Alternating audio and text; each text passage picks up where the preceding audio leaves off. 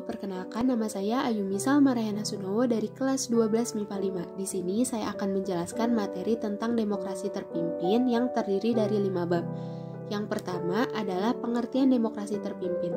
Demokrasi terpimpin adalah suatu sistem pemerintahan di mana segala kebijakan atau keputusan yang diambil dan dijalankan berpusat kepada satu orang, yaitu pemimpin pemerintahan. Sistem pemerintahan ini dikenal juga dengan istilah terkelola, yaitu suatu pemerintahan demokrasi dengan peningkatan autokrasi. Yang kedua adalah latar belakang demokrasi terpimpin. Dicetuskannya masa demokrasi terpimpin untuk diterapkan di negara Indonesia merupakan ide dari Presiden Soekarno yang dimulai dari saran yang diajukan oleh Presiden Soekarno agar undang-undang yang digunakan untuk menggantikan UUD 1950 adalah UUD 1945. Pendapat atau usulan yang disampaikan oleh Presiden Soekarno tersebut menimbulkan adanya pro dan kontra di kalangan anggota konstituante.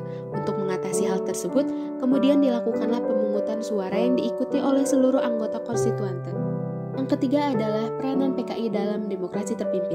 Pada masa itu di Indonesia, peranan PKI tersebut menjadi awal dari hubungan demokrasi terpimpin dengan G30S PKI yang dikenal sebagai gerakan pemberontakan yang dilakukan oleh PKI di Indonesia dengan menargetkan Dewan Militer sebagai sasaran untuk memutuskan kudeta. Keempat adalah keterlibatan Amerika Serikat dalam demokrasi terpimpin. Di era demokrasi terpimpin antara tahun 1959 dan tahun 1965, Amerika Serikat memberikan $64 juta dalam bentuk bantuan militer untuk jenderal-jenderal militer Indonesia.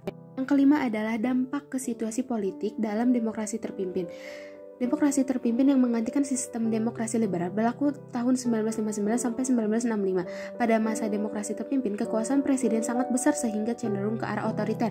Akibatnya sering terjadi penyimpangan terhadap UUD 1945. Sekian dari saya, mohon maaf apabila ada kesalahan.